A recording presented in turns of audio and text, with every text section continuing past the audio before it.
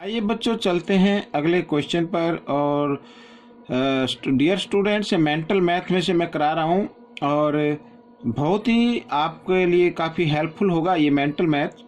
अब हम करने वाले क्वेश्चन नंबर 5 जो बहुत ही इजी है। और मैं आपको याद दिला दूँ, इस सीरीज में हम कर रहे हैं चैप्टर नंबर 11 जो मेंसुरेशन है।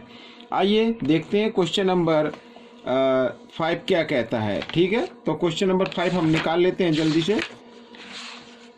सॉरी, क्वेश्चन नंबर 5 यहाँ पर ये देखिए, क्वेश्चन नंबर 5 मैंने निकाल लिया है।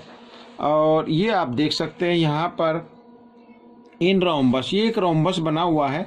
Find the area of rhombus whose diagonals are 16 centimetre and 12 centimetre. ठीक है बच्चों, यहाँ पर आपको एरिया ऑफ रोम्बस निकालना है जिसके डायगोनल 16 सेंटीमीटर और 12 सेंटीमीटर है।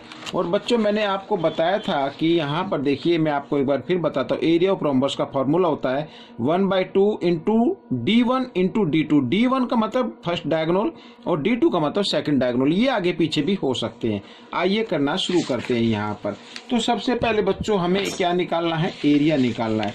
तो यहाँ पर मैंने फिगर पहले से बना के रखी हुई है, आप ये देख सकते हैं। आइए करना शुरू करते हैं। Area of rhombus, area of rhombus यहाँ पर मैंने लिख लिया ये। और यहाँ पर फॉर्मूला होता है 1/2, ठीक है, ब्रैकेट फर्स्ट डायगोनल यानी D1 इंटू D2, इस तरीके से। और यहाँ पर बच्चों D1 आप किसी को भी मान सकते हैं। ये जो AC है ना, AC ये फर्स्ट डायगोनल हो गया और BD सेकंड हो गया। तो AC की लेंथ है 16 और BD की है 12। ठीक है, तो हम इसी फॉर्मूले पे रखते हैं 1/2 इंटू यहाँ पर 16 इंटू 12। ठीक है, 2 से इसको डिवाइड कर दीजिए। 2 1 जा 2, 2 8 जा 16। तो यहाँ पर बच्चों ये हो गया है, डिवाइड हो गया। अब 12 इंटू 8, 12 8 जा बच्चों यहाँ पर 96। अब एरिया जो आता है वो सेंटीमीटर स्क्वायर यानी स्क्वायर में आता, तो स्क्वायर मैंने यहाँ पर लगा दिया तो सेंटीमीटर स्क्वायर हो गया, तो 96 सेंटीमीटर स्क्वायर हो गया। तो फर्स्ट ये क्वेश्चन नंबर 5 तो हो गया।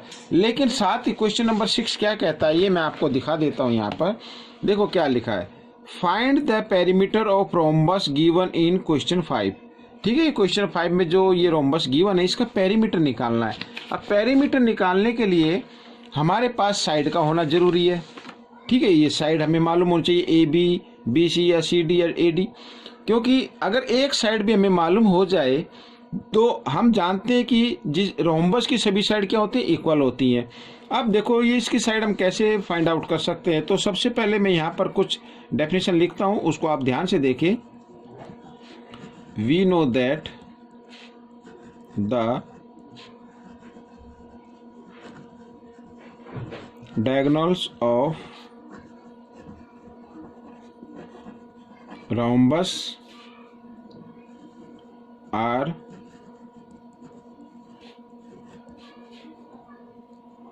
bisect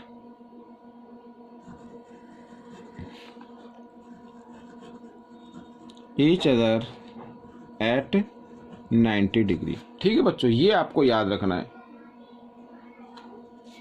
तो यहाँ पर बच्चों देखो AC है 16, अब इसको बाइसेक्ट कर दिया यहाँ पर, तो इसका मतलब AO हो गई 8 और COB हो गई 8। ठीक है, इसी प्रकार DO हो गई 6 और BOB हो गई 6। ठीक है बच्चों, यहाँ पर समझ में आया ये। ठीक है, तो हमें यहाँ पर सबसे पहले देखो AO निकालना है। और AO क्या होगी, AC की हाफ होगी ये। तो AC यानी हाफ इंटू AC क्या है 16। तो इस तरीके से भी आप लिख सकते हैं। तो AO आ गई। साथ ही हमें BOB चाहिए, तो यहाँ पर मैं लिख देता हूँ BO। तो BO क्या होगी बच्चों, BO होगी यहाँ पर हाफ BD की। तो हाफ BD है 12, तो 2 6 जा 12। तो यहाँ पर ये 6 आ गई, ये इसको मैं सेंटीमीटर लिख देता हूँ, 6 सेंटीमीटर। ठीक है, इस तरीके से। अब देखो इन ट्रायंगल AOB। ठीक है बच्चों, यहाँ पर मैं आपको एक बार फिर दिखा देता हूँ फिगर। यहाँ पर AOB ये एक ट्रायंगल हो गई। ठीक है, राइट एंगल ट्रायंगल, क्योंकि 90 डिग्री पर ये बाइसेक्ट करते हैं। ठीक है, तो ये एक राइट एंगल ट्रायंगल हो गई। और 90 डिग्री के अपोजिट है, ये बोलता हाइपोटेन्यूज होता है ये, यानी हिंदी में बोले तो कर्ण होता है। और पाइथागोरस थ्योरम का यूज करते हुए हम जानते हैं कि इसका हाइपोटेन्यूज का स्क्वायर इक्वल होगा AO square plus BO square. ठीक है, इस तरीके से। अब AB, यहाँ पर AO है अपनी 8, तो 8 स्क्वायर प्लस 6 स्क्वायर, इस तरीके से। तो AB स्क्वायर हमें फाइंड आउट करना, तो 8 को 2 टाइम्स मल्टीप्लाई करें 64 और 6 को 2 टाइम्स किया 36, और दोनों को हमने ऐड कर दिया तो बच्चों यहाँ पर आ गया 100। ठीक है, और ये इधर आकर ये स्क्वायर था, इधर आकर ये स्क्वायर रूट में कन्वर्ट किया तो 100 का स्क्वायर रूट तो 10, तो 10 सेंटीमीटर आ गई बच्चों, यहाँ पर ये आ गई 10 सेंटीमीटर। ठीक है, अब हमें पेरीमीटर निकालना है,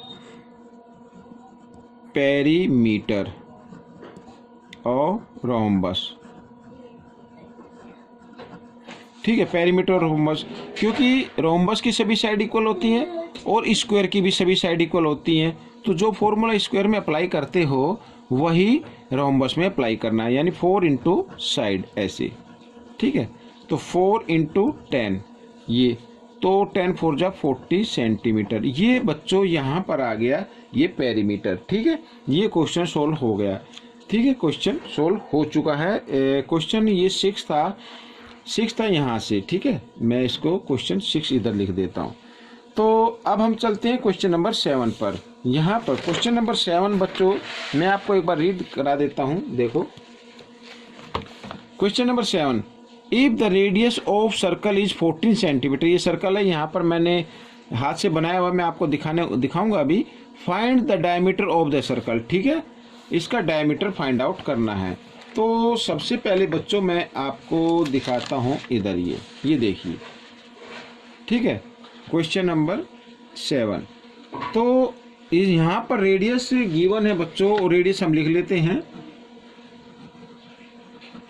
रेडियस है 14 सेंटीमीटर और हमें फाइंड आउट करना है डायमीटर। और मैं आपको बताता हूँ कि डायमीटर जो होता है वो रेडियस का डबल होता है, यानी 2 इंटू रेडियस, इस तरीके से। तो 2 इंटू 14 इज 28 सेंटीमीटर, ये तो आ गया रेडियस। ठीक है बच्चों, अब यहाँ पर क्वेश्चन नंबर 8 क्या कहता है मैं आपको रीड करके दिखा देता हूँ। देखिए, क्वेश्चन नंबर 7 तो हो चुका है। Question number, find the circumference of the circle given in question 7, यानी 7 क्वेश्चन में जो ये सर्कल दिया हुआ है इसकी सर्कमफ्रेंस हमें निकालनी है। आइए करना शुरू करते हैं, ये भी बहुत ईजी है, कोई ज़्यादा मुश्किल नहीं है।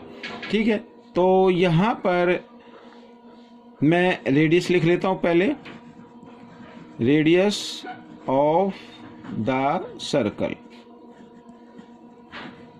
Equal to 14 centimetre. ठीक है, हमें सर्कमफ्रेंस निकालनी है तो उसको भी लिख लेते हैं बच्चों यहाँ पर।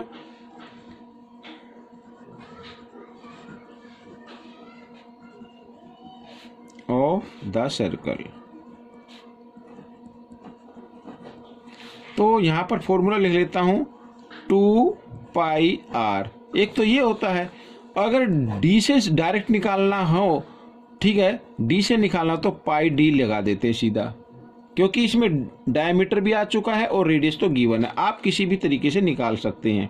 तो 2 पाई की वैल्यू सभी जानते हैं 22/7 होती है और रेडियस है 14, तो 7 से 7 2 जा 14। अब हम मल्टीप्लाई कर लेते हैं। ठीक है, यहाँ पर 22 2 जा 44, 44 2 जा 88, तो 88 बच्चों यहाँ पर ये सर्कमफ्रेंस आ चुकी है।